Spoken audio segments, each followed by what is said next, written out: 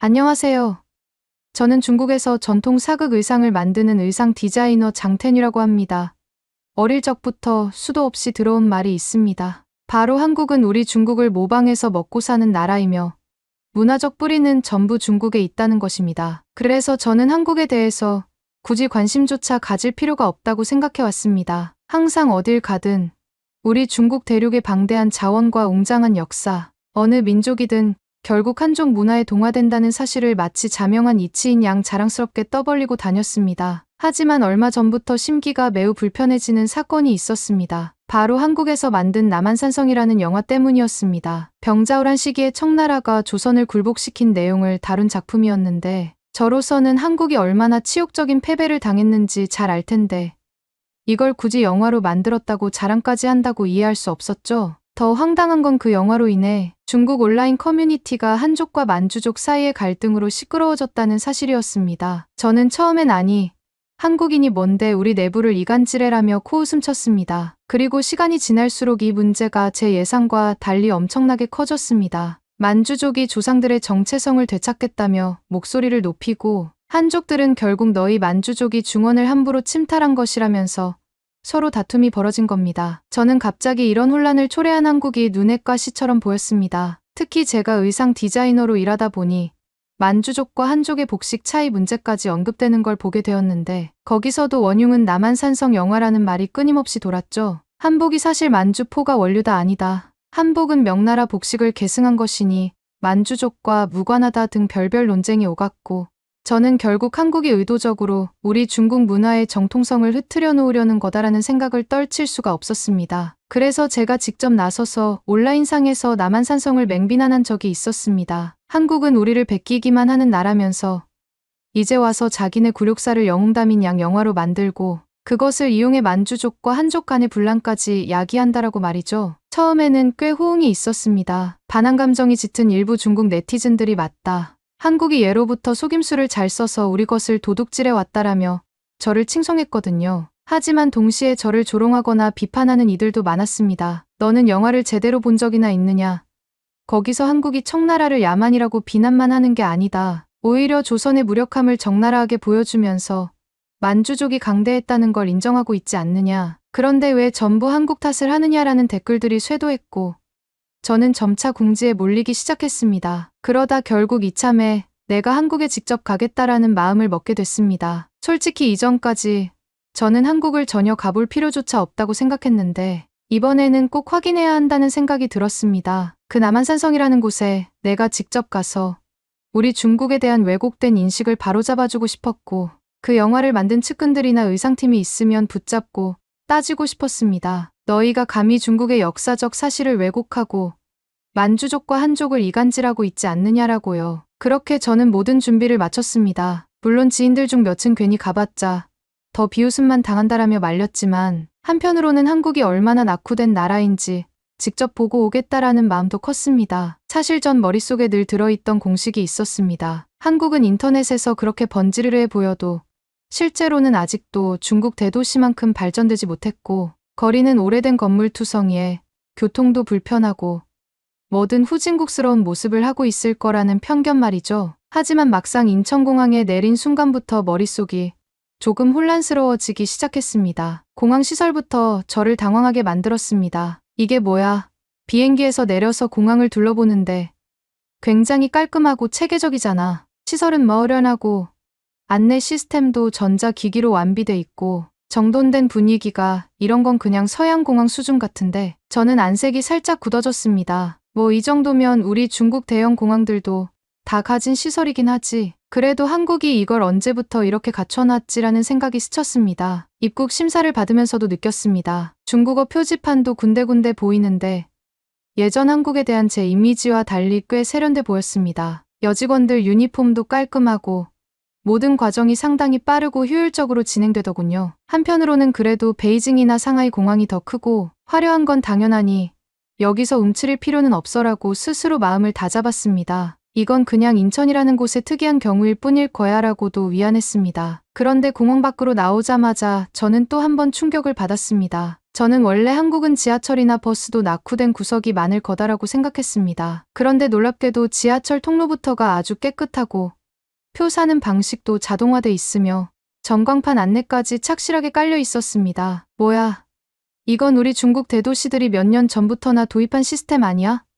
한국이 이걸 먼저 했나? 아니, 우리 쪽이 더 어드밴스드 했을 텐데라며 스스로 모순된 생각에 빠졌습니다. 지하철 내부도 의외였습니다. 사람들은 질서정연하게 승하차를 하고 가끔 휴대전화를 사용하는 젊은 여성들이나 남성들을 보면 의외로 패션이 꽤 세련돼 보였습니다. 한국은 촌스러운 옷차림에 중국만큼 풍족하지 않을 거라 했는데 저 옷들은 다 어디서 구매한 걸까? 상표가 상당히 고급스러워 보이는데 저는 기분이 묘했습니다. 뭔가 머릿속에서 당연하다고 믿었던 한국의 후진국 이미지는 점차 깨져가고 당혹감이 올라왔습니다. 저는 다시금 스스로에게 말했습니다. 그래봐야 중국이 훨씬 땅덩이도 크고 경제 규모도 크다. 한국은 그저 수도권만 번지르르하겠지. 난 제대로 보고 깎아내릴 거다. 그런데 도시 안으로 들어오니 높은 빌딩들, 깨끗한 거리, 길거리에 늘어선 카페나 레스토랑이 모여있는 모습들이 결코 제가 생각한 뒤떨어진 도시가 아니었습니다. 오히려 고유한 간판 디자인이나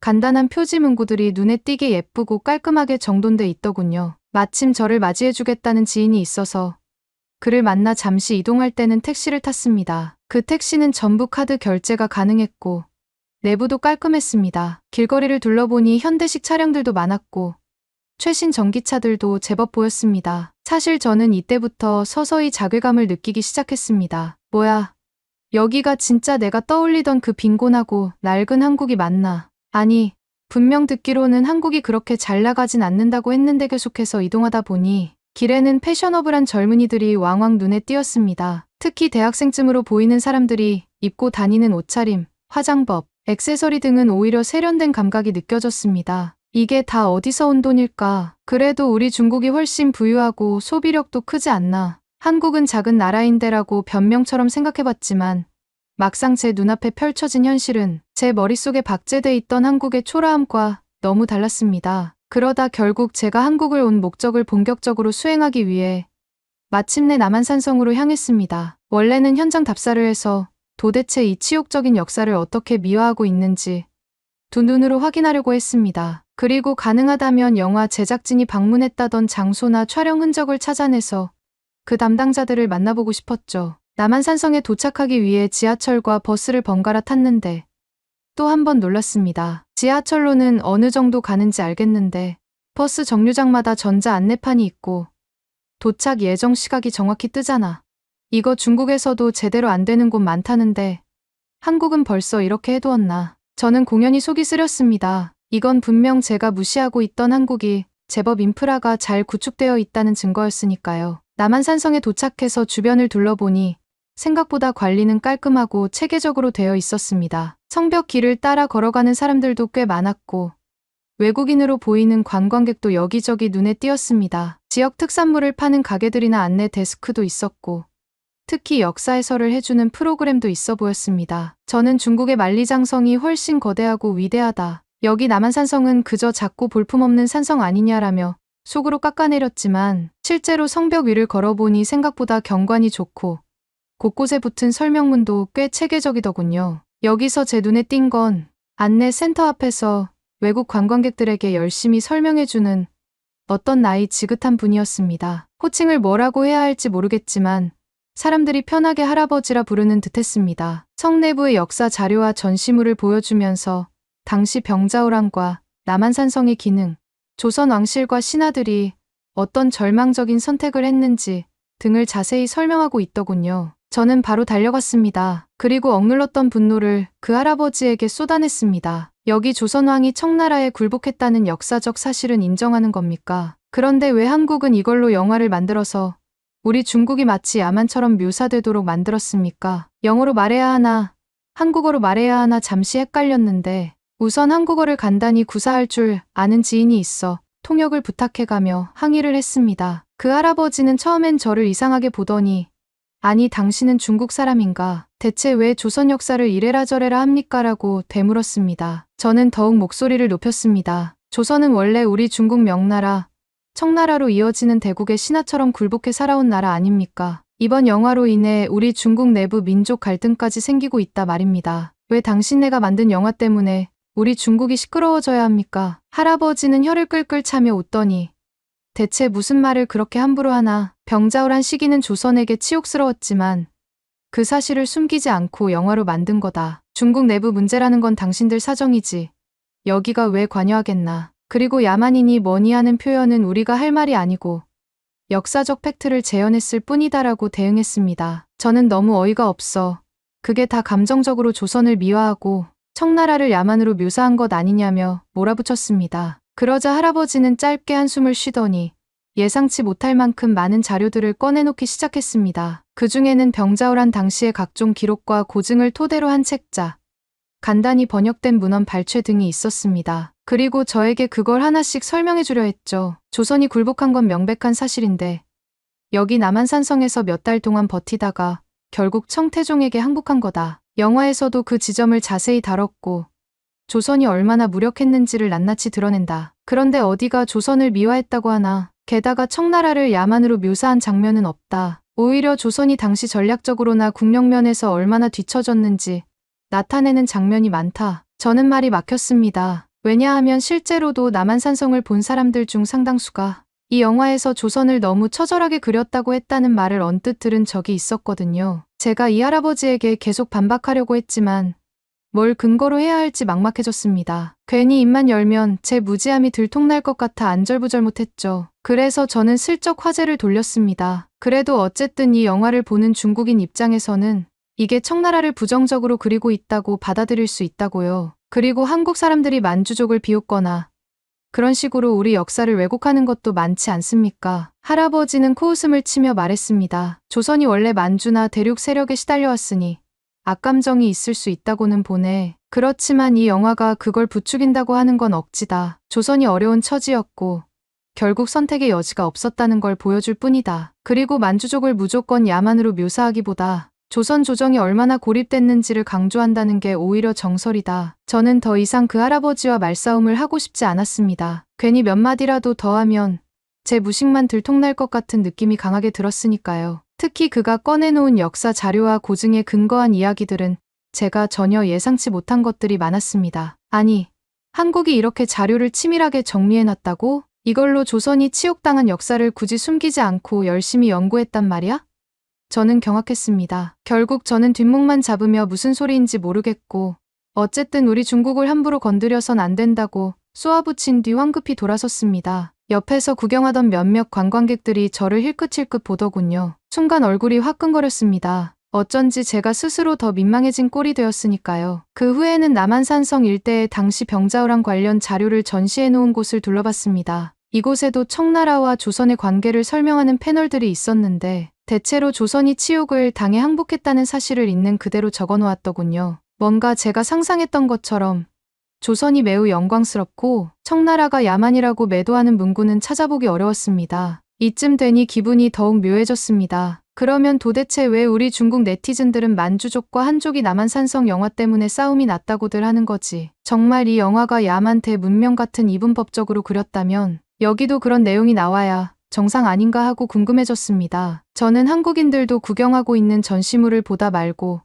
굳이 이 자료가 공정한 것인지 의심하려고 둘러댔지만 자료들은 거의 조선왕조실록이니 뭐니 하는 1차 사료들이고 번역본도 병기돼 있어서 어딜 트집 잡기 어려웠습니다. 분명히 내가 알아야 할 건 여기 없을 거다. 저는 그렇게 결론 짓고 혹시나 남한산성 영화 의상팀 관계자를 만나볼 수 있을지도 모른다는 생각에 여기저기 수소문하기 시작했습니다. 사실 남한산성 촬영 당시 실제로 이 주변에서 야외 촬영을 했다는 얘기를 들은 적이 있었거든요. 게다가 저는 중국 사극 의상 디자이너니까 의상 문제로 따지고 들면 뭔가 논점을 흐리지 않고 제대로 공세를 펼칠 수 있을 거라고 믿었죠. 운 좋게도 근처 카페에서 일하는 젊은 친구에게 물어보니 남한산성 촬영에 잠시 참여했던 스텝을 아는 지인이 있다고 했습니다. 웬일로 이게 바로 성사가 돼 저녁 즈음에 만날 수 있을 것 같다라는 연락을 받았습니다. 저는 마음 한편으로 쾌재를 불렀습니다. 잘 됐다.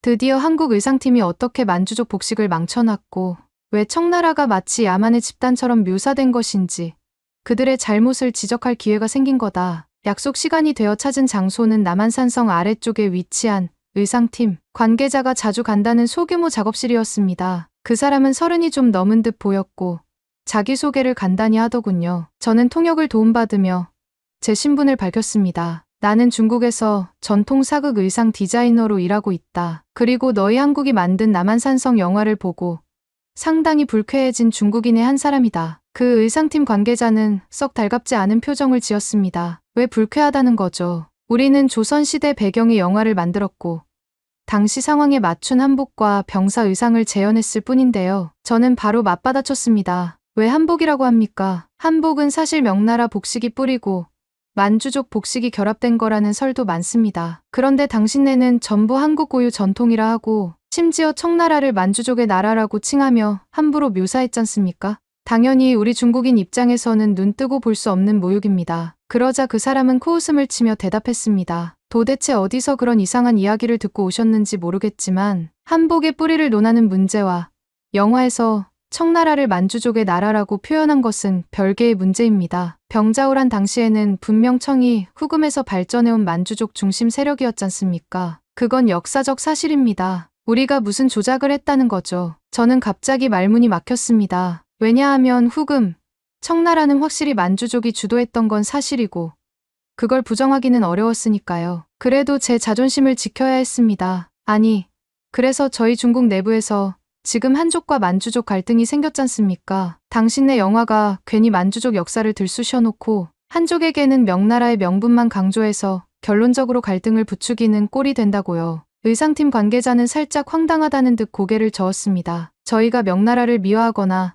만주족을 야만 취급한 적이 전혀 없습니다. 병자호란 당시 조선이 친명 정책을 계속하느라 얽혀 있었던 국제정세가 어찌됐든 간에 영화의 초점은 조선이 왜 이런 상황에 빠졌는가였습니다. 그리고 조선 내부에서도 주화론과 척화론이 갈등을 빚었죠. 실질적으로 청에 저항하는 척화론자, 굴복해서 백성을 살리자는 주화론자 등의 대립이 작품 속 긴장감의 핵심이었습니다. 청나라를 일방적으로 야만으로 묘사했다기보단 조선이 어쩔 수 없이 선택해야 했던 것, 그 때문에 생긴 참혹함을 보여줬을 뿐이에요. 저는 다소 흥분해서 쏟아냈습니다. 그렇다 쳐도 영화가 중국을 자극해 놓고는 책임을 한국은 지지 않는 거 아닙니까? 결국 이로 인해 만주족과 한족 사이에서 불필요한 논쟁이 발생했고 한국은 교묘하게 남의 집 불구경하듯 우리는 억울하다라는 태도를 취하고 있잖아요. 또 당신들 의상팀은 한복만을 예쁘게 보이게 만들고 청나라 측 의상은 거칠고 투박하게 표현하지 않았나. 상대는 한숨을 살짝 쉬며 노트북을 꺼내 여러 레퍼런스 이미지를 보여주기 시작했습니다. 당시 촬영 중에 쓰였던 의상 자료들이라고 했습니다. 거기에는 조선군의 남한산성 방어복,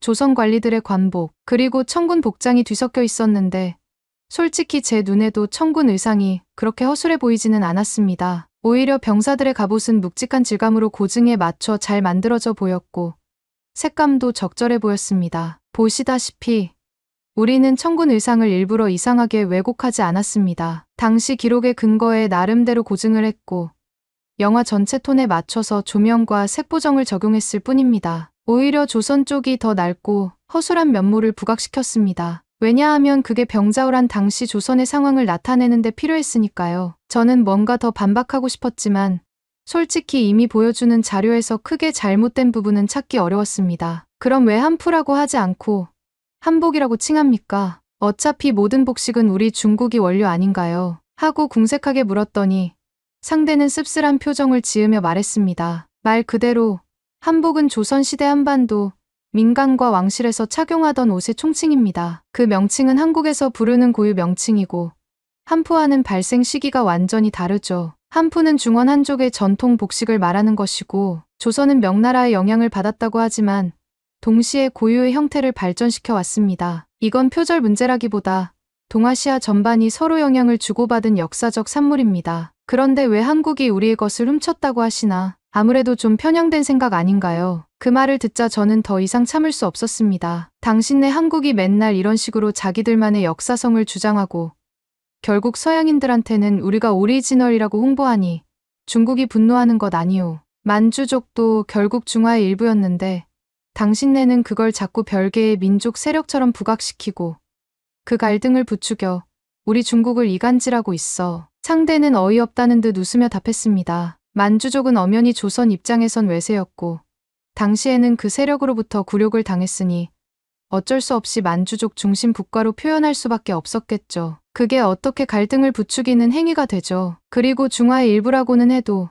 시기적으로는 조선과 적대 관계였는데 이건 다 역사 자료에 나오잖아요. 왜 그걸 한국 탓으로 돌리십니까? 저는 그 순간 정말 망신을 당한다는 기분이 들었습니다. 제 목소리만 커졌고 논리적으로 반박할 만한 근거는 부족하다는 게 느껴졌거든요. 뭔가 자꾸만 말로 밀리는 느낌. 그걸 떨쳐내려고 더 고성이 오갔습니다. 아무튼 내가 보기에는 이 영화와 한국에서 퍼뜨리는 각종 자료들이 전부 중국을 분열시키려는 음모다. 외부에서 만주족 문제를 부추겨 놓고 정작 한국은 웃고 있지 않나.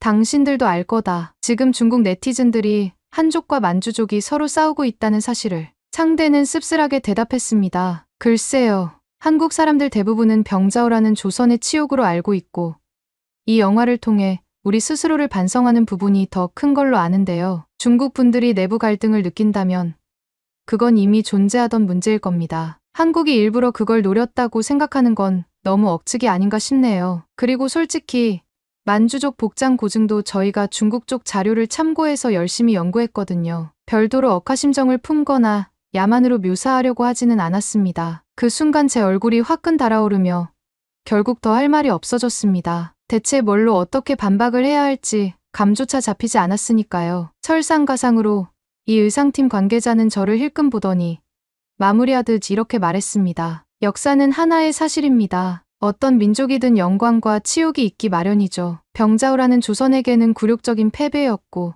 청나라 입장에선 승리였겠지만 그걸 우리가 어떻게 각색하든 어디까지나 자기 역사에 대한 이야기입니다. 중국 내부 사정까지 책임질 수는 없고요. 혹시 더욱 궁금하시면 병자호랑 관련 한국 사료나 국내 학자들의 연구를 직접 찾아보시는 걸 추천합니다. 저는 아무 말도 하지 못했습니다. 그 말투가 마치 당신이 좀 더 공부를 해보는 게 어떻겠냐라는 뉘앙스를 강하게 풍겼으니까요. 도대체 제가 따져들러 왔다가 정작 제가 무지를 드러낸 꼴이 되어버린 셈이었습니다. 그 자리를 나오면서 저는 크게 분노했습니다. 한국인들은 왜 이렇게 당당하지? 병자호란 시기 자기네가 굴욕을 당해놓고 이제 와서 이 사건을 영화로 만들어 세계에 선전하고 정작 우리가 문제를 제기하니 전혀 굴복할 기색이 없어.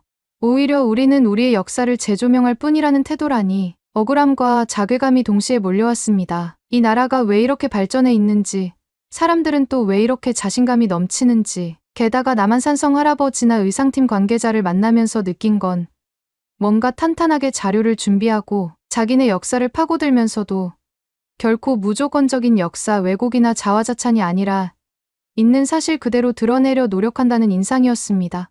제가 예상했던 한국의 일방적 미화나 중국을 모욕하는 장면은 확인하기 어려웠던 거죠. 그렇다고 제가 한국이 제대로 만들었다라고 인정할 수는 없었습니다. 제 신념은 흔들리지 않으니까요. 결국 한국은 중국 문화를 훔쳐서 자기들 문화라고 우기며 세계에 퍼뜨리고 있다. 이번 남한산성도 자기들 고유 역사를 강조하는 구실로 쓰고 있을 뿐이다. 청나라가 만주족의 나라라고 강조하면서 우리 중국 내부의 갈등을 유발하고 있는 것도 사실이다. 저는 이렇게 생각하지 않으면 견딜 수가 없었습니다. 하지만 문제는 제가 한국 땅에서 이렇게 큰 소리를 칠 만한 근거가 별로 없었다는 겁니다. 남한산성에서 할아버지에게 당했고 의상팀 관계자에게는 더 말문이 막혔습니다. 두 번 모두 자칫하면 제 자신의 무지와 편협함만 드러내는 꼴이었습니다. 그래서 잔뜩 화가 나 있는 상태로 버스를 타고 다시 시내 쪽으로 내려왔습니다. 도심으로 돌아와 호텔에 체크인했을 때 또 한 번 놀란 건 숙소의 수준이 생각보다 훨씬 높았다는 겁니다. 이 돈에 이런 시설이 가능해?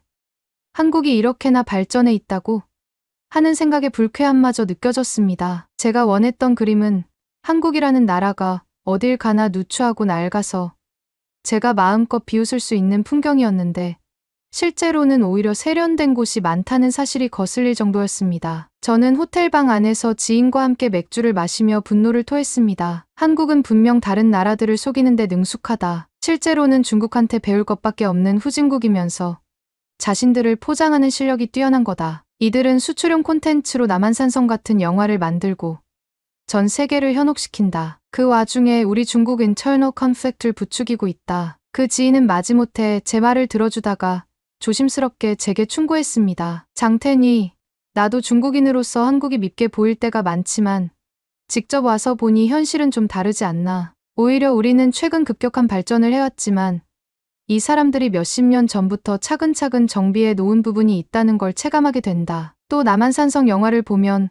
한국이 스스로 치욕을 인정했는데 그걸 갖고 내부 갈등이 생기는 건 사실 우리 탓이 클 수도 있어. 저는 더 이상 듣고 싶지 않았습니다. 너도 한국 편을 드는 거냐? 한국이 얼마나 교묘하게 이미지를 만들고 또 서양인들 눈에 잘 띄게 하는지 모르나. 이 나라는 도대체 왜 이렇게 해외에서 인기가 많지? 이런 작은 나라가 무슨 자격으로 우리 중국을 우롱하냐고. 지인은 한숨을 푹 쉬더니 더 말이 없었습니다. 분명 저에게 동조하고 싶어도 이미 한국 현장을 직접 본 만큼 저처럼 무작정 한국을 후진국이라 깎아내릴 수 없었을 겁니다. 그날 밤 저는 인터넷으로 한국 뉴스나 SNS를 찾아보다가 분노가 치밀었습니다. 남한산성 관광지에서 어떤 중국인 관광객이 관리인 할아버지에게 소리 지르다 망신당했다라는 식의 짤막한 목격담이 벌써 온라인에 올라와 있었던 겁니다. 내가 바로 그 중국인이라니. 사진까지 찍혀있지 않은 게 그나마 다행이었지만 누군가가 목격담을 써놓은 모양이었습니다. 댓글들은 중국인들 예의가 없다, 뭐가 그렇게 분해서 관리인 어르신한테 화를 내냐 등 비웃음으로 가득했죠. 이게 다 남한산성 영화 때문에 벌어진 일인데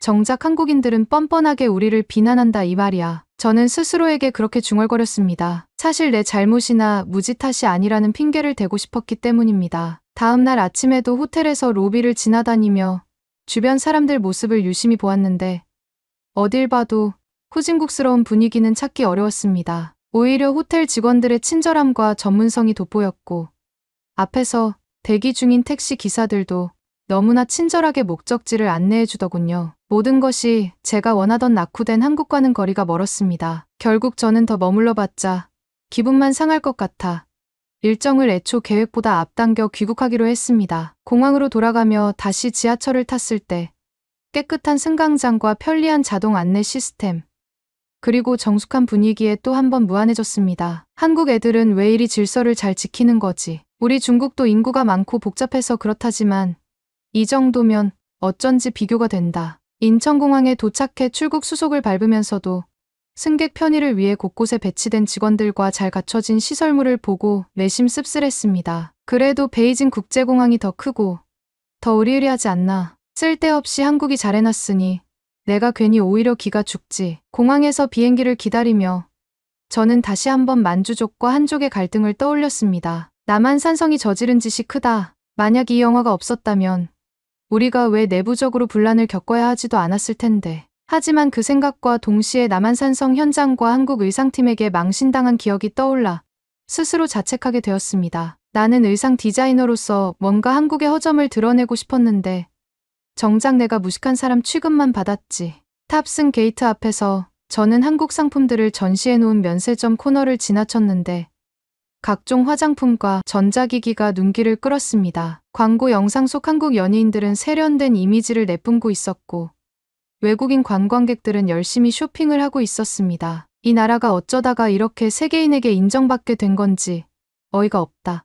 저는 마음속에서 끓어오르는 질투와 분노를 억누르며 결국 비행기에 올랐습니다. 기내에 앉아 창밖을 보면서도 내내 기분이 좋지 않았습니다. 이번 여행에서 내가 무엇을 발견했나. 한국은 생각보다 발전했고 시설도 나쁘지 않으며 사람들이 뭔가 자신감 있고 친절하다. 그리고 남한산성 영화 관련해서는 내가 제대로 반박할 틈도 없이 논리로 당해버렸다. 결국 한국인들은 병자호라는 조선의 치욕, 청나라는 강했다고 인정해왔더라. 도대체 어디에서 한국이 만주족과 한족을 이간질하는지 하지만 저는 끝까지 받아들일 수 없었습니다. 그래도 한국은 분명히 중국의 정통 문화를 가져다 자기네 것으로 우기는 나라다. 이번 남한산성으로 인해 중국 네티즌들이 싸움이 난 것도 사실이니 결국 한국이 교묘하게 우리를 자극했다고 밖에는 볼 수 없다. 비행기가 하늘로 날아오르는 순간 저는 다시 한번 결심했습니다. 돌아가면 더 큰 목소리로 이 문제를 거론해야겠다. 한국이 이렇게 번지르르하게 꾸며놓고 해외 인지도도 높이면서 정작 우리 중국 문화를 제멋대로 가져다 쓰고 남한산성 같은 영화를 통해 우리 내부를 분열시키고 있다는 사실을 폭로해야겠다. 저는 절대 이번 일을 잊지 않을 것입니다. 내 체면이 구겨졌어도 한국은 결코 우위를 점할 자격이 없다고 믿고 있으니까요. 그러나 속마음 한편에서는 지우기 힘든 씁쓸함이 몰려왔습니다. 나는 왜 남한산성에서 할아버지에게 논파당했고 의상팀 사람에게도 코너에 몰렸을까? 한국이 후진국이라 생각했는데 막상 당해보니 그게 아니고 자료도 치밀하고 의식도 탄탄해 보이더라. 여기가 정말 내가 알던 한국 맞나? 그래도 저는 인정할 수 없습니다. 한국이 우리보다 뛰어나다거나 우리가 한국에 배워야 한다는 생각은 추호도 없습니다. 시간이 지나면 결국 한국의 이 속임수도 만천하에 드러나고 우리 중국의 진정한 힘과 정통성이 빛을 발할 거다. 저는 그것만을 믿고 싶었습니다. 애초에 우리가 원조, 너희는 모조품이라는 생각은 변함없었으니까요. 그렇게 비행기가 날아오르는 동안 내내 저는 억울함을 곱씹었습니다. 남한산성 할아버지의 당당한 태도와 의상팀 관계자의 논리적인 말들, 그리고 깨끗하고 현대적인 공항과 대중교통, 심지어 세련된 패션을 자랑하던 한국 젊은이들의 모습까지. 모든 게 제가 오기 전 머릿속에 그리던 후진국 이미지와는 정반대라서 혼란스러웠습니다. 이 나라는 어쩌다 이렇게 발전해버린 거지. 도저히 인정 못하겠다. 결국 제 결론은 같았습니다. 그래도 이들은 언젠가 우리의 발 아래 굴복하게 될 거다. 조금 뜬다고 해서 결코 우리를 따라잡을 수는 없다. 남한산성으로 인해 중국 내 갈등이 생긴 건 한국 탓이고 내가 당한 모욕도 결국 한국의 교묘한 작전 때문이다. 저는 그 사실을 잊지 않을 겁니다. 비록 한국에서 돌아오는 길 내내 몸은 피곤하고 자괴감이 들긴 해도 제 자존심만큼은 끝까지 버틸 겁니다. 우리가 원조고 한국은 어차피 중국을 모방해온 나라다라는 제 확고한 믿음에 흔들림은 없습니다. 한국에서는 이미 저를 조롱하는 글이 퍼져 있다는 걸 알고 있습니다. 남한산성 할아버지에게 따지다가 망신당했다. 의상팀 관계자 만나서도 아무 논리도 못 피우고 돌아섰다는 식으로 떠벌리고 있겠죠. 그래도 전 괴념치 않습니다. 한국이 만들어 놓은 그 깔끔한 외형과 자신감은 다 거품일 뿐이라는 확신.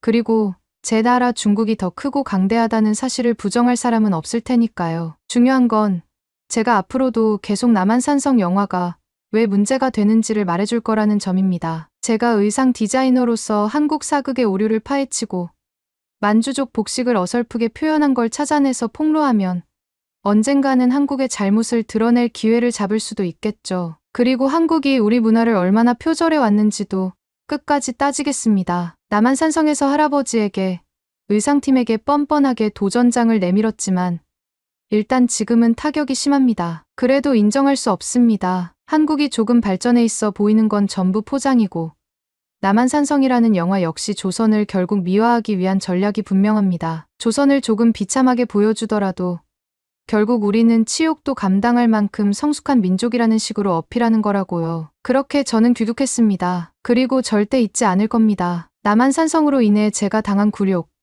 그리고 한국이라는 나라가 의외로 세련되고 자신감 넘치는 모습. 어쩌면 그게 전부 제가 몰랐던 사실일지도 모르겠지만 인정은 안 합니다. 제가 틀린 게 아니라 한국이 너무 교묘한 수를 써서 저를 코너로 몰았을 뿐이니까요. 저는 장태뉘라고 했습니다. 한국에서 직접 겪은 사실을 잊지 않을 것이고 끝까지 그들이 우리를 모방해왔고 병자호란 등 중국 역사를 제멋대로 소재로 삼았다는 점을 비판할 겁니다. 남한산성에 가서 관리인 할아버지에게 떠들다 혼나고 의상팀에게 논리적으로 공격당해 망신당한 일도 언젠가는 뒤집어 엎을 겁니다. 중국이 최고인 건 변하지 않으니까요. 감사합니다. 두 번째 사연 바로 시작하겠습니다. 어떻게 중국어학과를 없애고 한국어학과를 더 활성화한단 말인가요? 전 세계적으로 봐도 중국어가 훨씬 중요하지 않습니까? 그리고 한국이 우리 중국보다 인기가 많다니 말도 안 된다. 이건 전부 편견입니다. 과연 무슨 일이 있었던 걸까요? 안녕하세요. 저는 리우밍이라고 합니다. 중국 베이징 대학교에서 학부를 마쳤습니다. 어렸을 때부터 중국이 곧 세계의 중심이 될 것이라는 말을 수도 없이 들었고 저 또한 그런 확신을 가지고 있었습니다. 베이징 대학교라는 명문에 입학했을 때 주변에서는 너는 이제 뭐든 해낼 수 있겠다. 중국이 얼마나 대단한 나라인지 해외에서도 보여줄 수 있지 않겠냐라고 칭찬을 아끼지 않았습니다. 그러던 중 스웨덴의 한 국립대학교 석사 과정에 합격했을 때 저는 매우 기뻤습니다. 스웨덴이라고 하면 유럽에서도 복지와 인권이 발달한 곳으로 알려져 있었고 제가 그곳에서 공부를 시작하면 당연히 환영받으리라 기대했습니다. 중국 최고의 명문인 베이징대 출신이 왔으니 스웨덴에서도 나를 우대해주겠지. 이런 생각이 제 마음속 깊이 자리 잡고 있었습니다. 그런데 결론부터 말하자면 제가 스웨덴에서 겪은 일들은 전혀 달랐습니다. 무엇보다도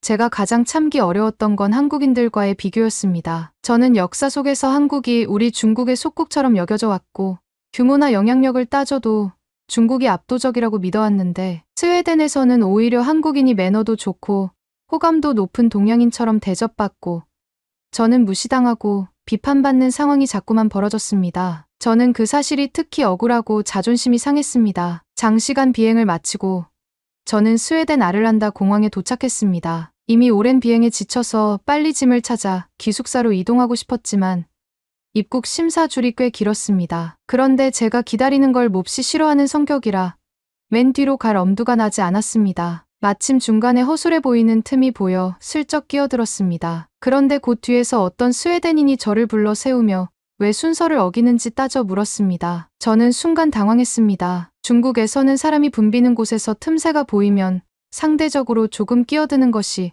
그리 드문 일은 아니었는데 여기서는 예외가 전혀 통하지 않는 듯 보였습니다. 마지못해 제가 맨 뒤로 다시 이동했을 때 줄 맨 뒤로 갔더니 이미 그곳엔 한국인으로 보이는 두세 명의 청년이 차례차례 줄을 잘 지키고 있었습니다. 그들은 비슷하게 공항에 도착한 유학생으로 보였는데 아무런 불만도 없다는 듯 차분히 기다리는 모습이었습니다. 저는 왜 저 사람들은 저렇게 성실히 줄 서고 있지? 라는 생각과 함께 결국 저래봤자 시간만 버리는 것 아닌가 하고 조금 답답해했습니다. 그런데 나중에 보니 이 한국인들은 심사를 받을 때 심사관과 짧은 대화를 나누고 금방 수월하게 빠져나갔습니다. 심사관이 무언가 화난 표정으로 응대하는 듯 보였고 그들이 헤어질 때 서로 웃는 모습을 제가 곁눈질로 봤습니다. 반면 제가 차례가 되었을 때 심사관은 제 서류를 유독 꼼꼼히 살펴보고 표정도 굳어 있었습니다. 베이징 대학교를 나왔으니 뭔가 특별 대우를 해주지 않을까 내심 기대했으나 전혀 그렇지 않았습니다. 차라리 무표정하게 대하는 것만 해도 고마웠지만 괜히 의심스런 시선으로 저를 위아래로 훑어보는 것 같은 느낌이 들어 기분이 상했습니다. 왜 한국인은 쉽게 통과시키고 저는 이렇게 오래 걸리는 거지?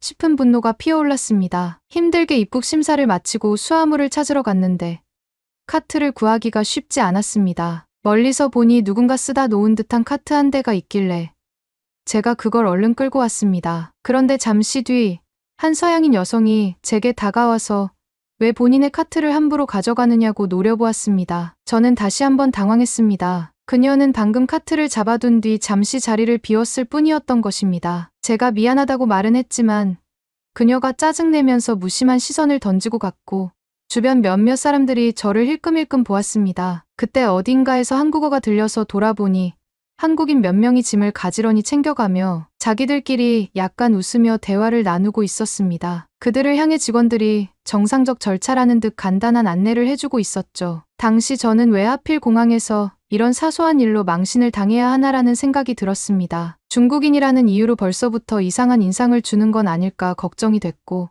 하필이면 저 멀리 한국인들이 멀쩡히 줄도 잘 서고 카트도 제자리에서 찾아 쓰고 있는 모습이 눈에 띄어 묘한 열패감이 더욱 커졌습니다. 원래 학교 측에서 신입 유학생들을 위해 기숙사까지 연결해주는 픽업 서비스를 제공한다고 들었습니다. 그래서 저는 당연히 베이징대 출신인 제가 도착하면 누군가 맞으러 나올 거지라고 믿었습니다. 하지만 공항에서 한참 기다려도 아무도 오지 않았습니다. 1시간쯤 지나자 국제처에 전화를 걸어보니 착오가 있어서 일정에 맞춰 공항에 못 갔다라는 변명이 돌아왔습니다. 할 수 없이 저는 스스로 택시를 잡아타고 비싼 요금을 지불하면서 기숙사로 갔습니다. 기숙사 안내 데스크에 도착하니 담당 직원은 별다른 사과도 없이 어디서 왔느냐, 여권을 보여달라, 방은 몇 호 이런 식으로만 딱딱하게 응대했습니다. 이때도 저는 스웨덴이 이렇게 차가운 민족인가 싶어 씁쓸했습니다. 그런데 바로 제 뒤에서 체크인을 하던 한국인 학생들은 조금 다른 대접을 받는 듯 보였습니다. 안내 데스크 직원이 그들에게 안녕하세요라고 먼저 말을 건넸고 짧게나마 웃으며 어서 오세요. 서류는 확인되었네요. 같은 말을 덧붙였습니다. 저는 제 차례 때 그렇게 친절한 태도를 못 느꼈기에 순간 모욕감이 들었습니다. 아니, 스웨덴이 한국인에게만 더 부드럽게 대하는 건가? 중국인의 위상이 분명 더 큰데 이게 무슨 경우인가? 하고요. 마음속에서 짜증이 끓어올랐습니다. 짐을 들고 기숙사 로비를 지나가는데 그곳에 있던 한국인 학생 한 명이 저를 보고 밝게 웃으며 다가왔습니다. 중국에서 오신 거죠? 저희도 아시아에서 왔는데 앞으로 자주 볼 수도 있겠네요라는 말을 했습니다. 저는 살짝 놀라면서도 저도 모르게 예, 저는 베이징에서 왔습니다. 라고 대답했습니다. 그 학생이 별 이유 없이 다정하게 굴자 왠지 모르게 저는 더 경계심이 생겼습니다. 왜 이렇게 공손하지? 꼭 선진국 사람 흉내라도 내는 건가?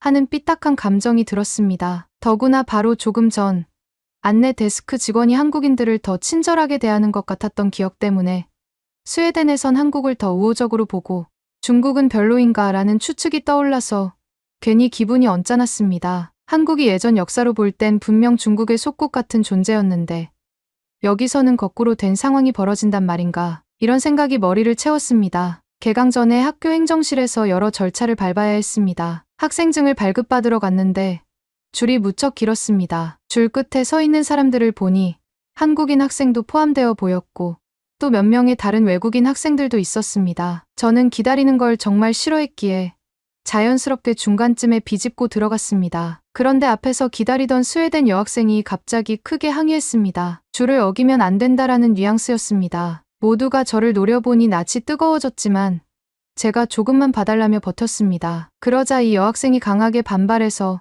저는 맨 뒤로 돌아갈 수밖에 없었습니다. 그런데 맨 뒤로 갔을 때 정말 참을성 있게 기다리는 한국인 2명이 웃으며 잡담하고 있었습니다. 저는 그들을 힐끗 보며 도대체 왜 저들은 저렇게 한없이 줄을 서 있나라고 속으로 투덜댔습니다. 그렇다고 제가 또 새치기를 시도할 수도 없었으니 억울하게 줄을 서야만 했습니다. 이렇게 작은 일이지만 스웨덴 사람들에게 중국인은 질서를 잘 안 지킨다라는 인상을 강하게 각인시킨 것 같아 머리가 아팠고 하필이면 옆에서 한국인이 초조해하지 않고 여유롭게 줄을 서는 모습이 더 자존심을 긁어놨습니다. 며칠 후 점심을 먹으러 구내식당에 갔을 때도 비슷한 상황이 벌어졌습니다. 웬만한 시간대엔 사람들이 많아 줄이 길었는데 저는 또 중간 정도 빈틈을 찾아 슬며시 들어갔습니다. 이번에는 뒤쪽에 있던 스웨덴 남학생이 지금 뭐 하는 거냐는 눈빛으로 저를 바라봤습니다. 이전과 달리 직접 대놓고 말리진 않았지만 저를 계속 노려보았습니다. 저는 굴욕감을 느껴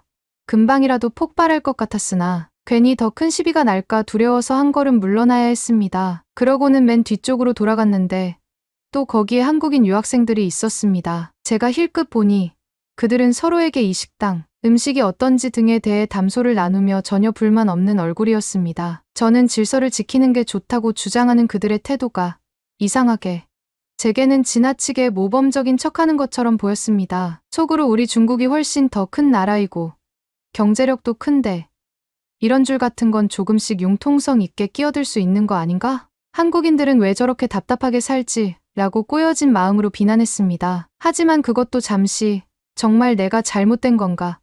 하는 자책이 들기도 했습니다. 정작 스웨덴에서는 새치기가 크게 환영받지 못하는데 왜 나는 굳이 이렇게 행동하다가 욕을 먹는 건지 너무 당황스러웠습니다. 스웨덴 대학 도서관에는 공동으로 쓸 수 있는 컴퓨터나 노트북이 구비되어 있습니다. 그런데 학생들이 개인 계정을 로그인해놓고 잠시 자리를 비우는 경우도 종종 있습니다. 저는 어느 날 과제 자료를 찾으러 갔다가 화면이 켜져 있는 노트북을 발견했습니다. 마침 잘 됐네. 누가 잠깐 자리 비웠나 보군이라고 생각하고 그대로 브라우저를 열어 제 이메일이나 자료실에 접속했습니다. 그런데 원래 주인이 돌아와 제 행동을 보고 깜짝 놀라며 제 계정에 함부로 들어가는 건 무례하다. 왜 남의 노트북을 쓰냐라고 화를 냈습니다. 저는 그제야 죄송하다. 그냥 잠깐만 쓰려고 했다라고 했습니다. 주위에 있던 학생들이 다 저를 신기한 듯 쳐다봤고 속으로 역시 중국인 참 무례한 애라고 생각하는 것처럼 느껴져 부끄러웠습니다. 이 일을 지켜본 사람들 중에는 한국인 학생도 있었습니다. 그들이 곁에서 실소를 머금은 듯 제 쪽을 훑어보고 서로 귓속말을 나누는 장면을 본 순간 저는 강한 수치심을 느꼈습니다. 중국은 대국인이 해외에서도 그에 맞는 대접을 받아야 한다고 믿었는데 어찌된 영문인지 한국이 훨씬 더 세련된 인상을 주고 저는 거칠고 무례한 사람으로 찍힌 건가 하는 회의가 들었습니다. 기숙사 층마다 부엌이 공용으로 마련되어 있었고 각자 사온 식재료를 본인 공간 선반이나 냉장고, 칸에 보관하도록 되어 있었습니다. 그런데 저는 라벨 붙여놓고 각각 구분한다는 게 조금 과하다고 느꼈습니다. 어차피 한두 스푼 정도는 써도 괜찮지 않나? 나는 아니란 생각이 컸습니다. 어느 날 야채가 떨어져서 옆 선반에 있던 채소를 조금 꺼내 쓰고 양념 소스도 약간 빌려 썼습니다. 그걸 본 스웨덴 룸메이트가 몹시 화를 내며 왜 내 걸 함부로 가져가냐? 여긴 공용이 아니라 각자 구역이 있다. 라고 따져 물었습니다. 저는 변명할 길이 없었습니다. 정말 조금만 썼다고 했지만 그에게는 통하지 않았고 주변에서 지켜보던 학생들도 제게 곱지 않은 눈길을 보냈습니다. 특히 비슷한 시간대에 부엌을 사용하던 한국인 학생이 제게 여기는 타인 물건을 함부로 쓰면 큰 문제가 된다. 미리 허락받는 게 좋을 것이다 라고 조언해줬습니다. 표면적으로는 친절이었지만 저는 그 말이 마치 우리가 더 잘 지키는데 당신 왜 모르냐라는 식으로 들려서 마음이 더 쓰라렸습니다. 한국이 대체 뭐길래 나한테 이런 식으로 떠드는 거지? 라는 비뚤어진 분노가 차올랐습니다. 스웨덴 시내에 보리를 보러 나갔는데 마땅한 화장실을 못 찾았습니다. 저는 한참을 헤매다 참기 힘들어 조그만 골목진 곳에서 급한 대로 보리를 해결하고 말았습니다. 사실 중국에 있을 때도 어떨 땐 길, 모퉁이에서 몰래 용변을 보는 경우를 크게 문제 삼지 않는 분위기가 있었습니다. 그런데 마침 지나가던 스웨덴 사람이 그 장면을 보고 끔찍하다는 듯 소리쳤습니다. 공공장소에서 저런 행동을 하다니 불결하고 무례하다며 노골적인 불쾌감을 드러냈습니다. 저는 얼마나 민망했는지 모릅니다. 여기서 더 큰 문제는 근처에 있던 한국인 관광객 2명도 이 장면을 멀리서 목격했다는 것입니다. 그들이 수군거리며 저 사람 중국인인가 봐라고 말하는 것을 얼핏 들었습니다. 순간 저는 너무 창피해서 얼굴이 화끈거렸습니다. 한국인들이 아니었다면 그래도 덜 굴욕적이었을 텐데 또 이걸로 인해 중국인은 어디서나 함부로 보리를 본다는 인식이 더 깊어지겠지 하는 자괴감이 들었습니다. 그럼에도 속마음 한편에는 하필이면 왜 한국인이 여기 나타나 이런 내 모습을 보나 한국 따위가 뭘 안다고 하는 적개심이 일어났습니다. 수업 시간이었습니다. 교수님이 중요한 강의를 하는 중에 제가 휴대전화 벨소리를 진동으로 바꾸지 않아 소리가 크게 울렸습니다. 저는 당황도 없이 전화를 받았고 다소 흥분된 목소리로 중국어 대화를 나누었습니다. 사실 중국에서야 강의실에서도 가끔 전화가 오면 잠깐 받는 경우가 없지 않았습니다. 하지만 여기서는 학생들과 교수님 모두 저를 빤히 쳐다봤고 교수님이 수업을 멈춘 채 날카로운 시선으로 수업 중에는 휴대전화를 꺼달라고 지적했습니다. 저는 죄송하다고 대답했지만 이미 공기는 싸해졌습니다. 마침 교실 한편에 한국인 학생이 앉아 있었는데 그 학생은 이전부터 늘 수업 시작 전에 휴대전화를 조용히 해놓거나 아예 꺼두는 습관이 있는 듯 보였습니다. 뒤에서 듣기로 스웨덴 학생들이 그 학생을 가리켜 참 성실하고 방해가 되지 않는다고 칭찬했다는 얘기를 전해 들었습니다. 그 사실을 알게 되니 저 혼자만 통화 소란을 일으킨 모습이 더욱 부각되는 듯해 자존심이 갈갈이 찢겼습니다. 시간이 흐르면서 교내 익명 게시판이나 학생 모임에서 심심찮게 중국 학생들은 왜 이렇게 무례한 행동이 잦을까? 반면 한국 학생들은 차분하더라라는 식의 이야기가 오간다는 소문을 들었습니다. 물론 모든 스웨덴 학생이 그런 건 아니었지만 한국인들은 질서를 지키고 중국인들은 무질서하다라는 식의 서술이 꽤나 자주 언급되곤 했습니다. 저는 이런 소리를 들을 때마다 참을 수 없을 정도로 화가 났습니다. 한국이 무슨 대단한 나라인데 중국과 이렇게 직접 비교를 하나? 역사적으로도 한국은 우리에게 조공을 바치던 속국 아니었나? 중국이 훨씬 앞서는 나라임이 명백한데 하고요. 하지만 속으로 분노만 끓이다가 그럴 때마다 더 예민하게 대응하거나 울분을 토해봤자 이미 제 자신이 여러 가지 무례한 모습을 보여줬다는 사실을 인정하지 않을 수 없었습니다. 어느 날 제가 지도 교수님과 상담을 할 일이 있었습니다. 학업 계획을 논의하던 중 교수님이 조심스레 말씀하시길 스웨덴에서의 규칙이나 문화가 잘 안 맞는다면 다른 아시아 학생들이 어떻게 생활하는지 참고해보는 것도 도움이 될 것이다. 예컨대 한국 학생들은 스웨덴에서 별 갈등 없이 적응하고 있으니 그들의 방식을 한번 지켜보라는 의미의 조언을 해주셨습니다. 그 순간 저는 가슴이 발칵 뒤집혔습니다. 왜 하필 한국이 예시가 되나?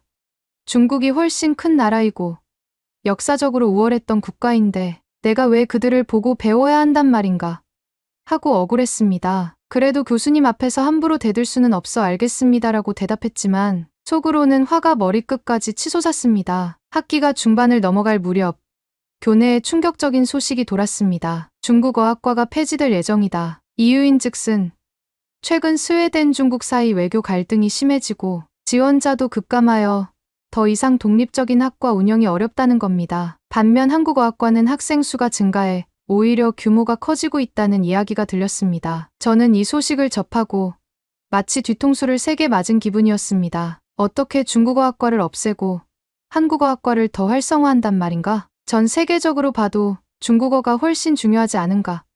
하며 불만이 폭주했습니다. 게다가 주변 스웨덴 학생들에게 물어보면 하나같이 한국은 드라마, 케이팝 등이 유명하고 한국 학생들 태도가 무척 좋다. 그래서 공부할 만한 가치가 크다고 느낀다. 그런데 중국은 소문이 좋지 않다고 말했습니다. 저는 이 얘기를 들으면 들을수록 아니, 한국이 우리 중국보다 인기가 많다니 말도 안 된다. 이건 전부 편견 아닌가 하고 분통이 터졌습니다. 제가 참다 못해 학생처를 찾아가 어째서 중국어학과만 없애느냐, 혹시 중국을 차별하는 것 아니냐고 항의했을 때 담당자가 한참 설명했습니다. 지원이 줄었고 재정적 어려움, 양국 간 긴장 등 여러 요인이 겹쳤다. 한국어학과는 문화적으로 인기가 커서 지원이 늘어난 반면 중국은 요즘 전반적으로 이미지가 나빠진 것 같다라고 했습니다. 그 담당자가 마지막에 한 말이 저를 더욱 화나게 했습니다. 사실 한국 학생들이 보여주는 태도와 문화 콘텐츠가 스웨덴 학생들을 많이 끌어들이고 있다. 최근에는 여러 나라에서 한국을 더 매력적으로 본다라는 식의 언급이었습니다. 저는 속으로 왜 자꾸 한국과 비교해서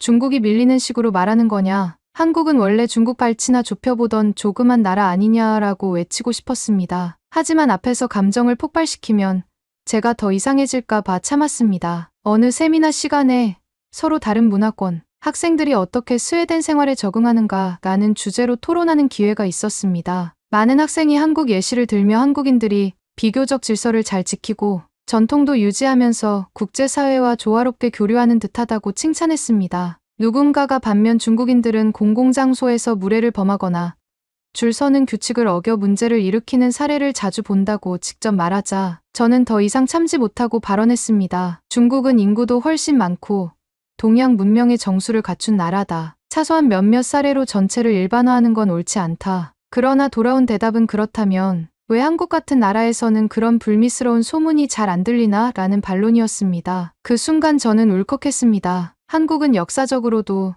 중국 아래에 있던 속국 같은 나라였는데 어째서 우리가 한국과 비교당해야 하느냐라고 소리치고 싶었지만 결국 목소리만 떨렸을 뿐 제대로 말은 나오지 않았습니다. 교실 분위기는 싸늘해졌고 많은 이들이 리우밍이 또 흥분한다는 듯한 눈초리를 보냈습니다. 이후 교내 SNS나 익명 게시판에서 중국인 유학생들의 불미스러운 일화들이 여러 차례 언급되었습니다. 호텔 로비에서 소란을 피우거나 기숙사에서 남의 물건을 함부로 쓴다든지 수업 중 통화하거나 심지어는 길거리에서 보리를 본다는 이야기까지 돌았습니다. 그런데 공교롭게도 제가 실제로 겪은 사례가 대부분이어서 더 참기 어려웠습니다. 반면 한국 유학생들은 그런 일을 거의 일으키지 않고 스웨덴의 생활 규칙을 비교적 잘 지키는 편이더라라는 이야기도 동시에 떠돌았습니다. 저는 가슴이 찢어지는 듯한 굴욕감을 느꼈습니다. 그래서 결국 중국인 비호감, 한국인 호감 이런 식으로 구분이 된단 말인가?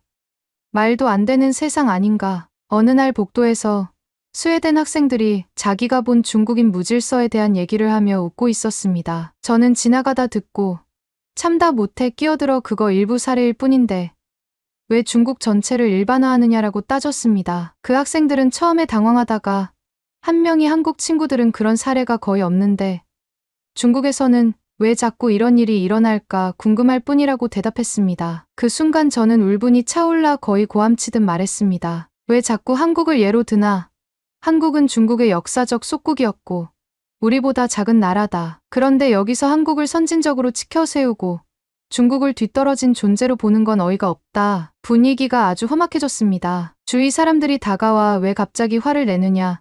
한국이 예전 속국이었다니 무슨 말이냐 하며 당황했고 스웨덴 학생들은 한층 더 저를 편협한 민족주의자로 바라보는 듯했습니다. 결국 저는 화만 더 돋우고 상황을 수습 못한 채 그 자리를 떠났습니다. 마음은 복잡했고 식은땀이 났습니다. 이러면 내가 더 이상해 보이겠지. 이후로 저는 교내에서 성격 과격한 중국인으로 유명해졌습니다. 일련의 소동, 특히 한국과 비교될 때마다 발끈하는 제 모습을 보고 일부 교수나 학생처 직원이 리우밍이 갈등을 많이 일으킨다는 식으로 우려를 표했습니다. 실제로 저는 문제아가 되고 있었고 그 사실이 너무도 괴로웠습니다. 어느 날 학생처에서 정식으로 지속적인 갈등 상황이 발생하고 있으니 필요하다면 상담을 받아보는 것이 어떻겠느냐는 제안을 했습니다. 저는 그게 참 수치스러우면서도 한편으로는 여기서 더 버틸 수 있을까라는 의문이 들었습니다. 한국인들처럼 조용히 지내면 문제없이 지낼 수 있을 텐데 제 습관과 사고방식이 계속 충돌을 일으키고 있었기 때문입니다. 정말로 제가 한국인들처럼 공공장소에서 깍듯이 예의를 지키고 줄을 서고 통화도 조용히 해야 하는 걸까? 그것이 해외 생활의 기본 매너라면 왜 저는 그걸 자연스럽게 받아들이지 못했을까?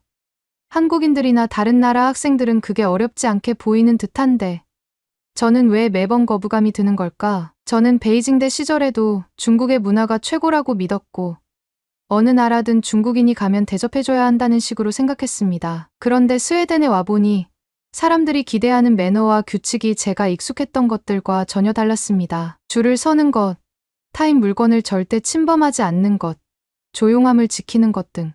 그리고 이런 점들을 한국인들은 곧잘 해내니 스웨덴인들이 극명하게 두 부류를 비교하는 듯했습니다. 사실 저는 한국이 역사적으로 중국에게 조공을 바쳤던 속국이라는 편견을 벗어날 수 없었습니다. 그러나 요즘 국제사회에서는 한국의 문화 콘텐츠가 인기를 끌고 실제로 젊은 층 사이에서 호감도가 높다고 합니다. 스웨덴에서조차 한류라며 케이팝이나 드라마를 즐기는 사람이 꽤 있고 한국인 유학생들을 반가워하는 이들도 많았습니다. 반면 중국은 정치적 문제나 여러 외교 갈등 때문에 부정적인 뉴스가 많았고 해외에서 관광객들 무례하다라는 인상도 남발되고 있었습니다. 이런 현실을 보며 저는 역사 속에서 누가 더 크고 작았느냐를 따지는 게 별 의미가 없다는 걸 머릿속으론 알기 시작했습니다. 그러나 이미 제 감정의 골은 깊었고 스웨덴에서 매번 한국과 비교당할 때마다 자존심이 너무 상했습니다. 저는 이제 곧 스웨덴에서의 석사 과정을 마치게 됩니다. 돌아보면 공항 입국 심사에서부터 남의 카트를 쓰고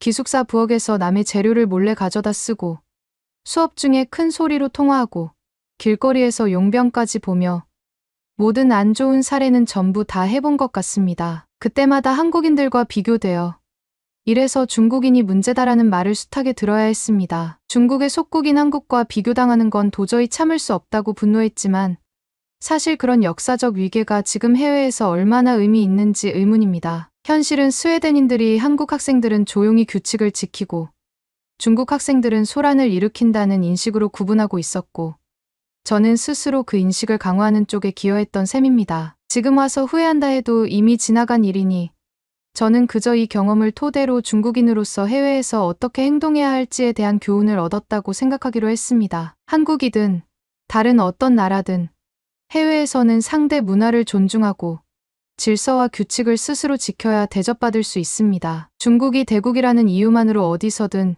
우대받기를 기대하는 것은 착각이라는 점을 절실히 깨달았습니다. 저는 앞으로 중국에 돌아가서 주변 사람들에게 해외에서 겪은 이 굴욕과 배움을 솔직히 털어놓을 작정입니다. 채찍이, 무단 사용, 공공장소에서 시끄럽게 떠들고 아무 데서나 용변 보는 일들은 단지 중국에선 좀 더 용인된다는 이유만으로 해외에서도 당연시할 수 없다.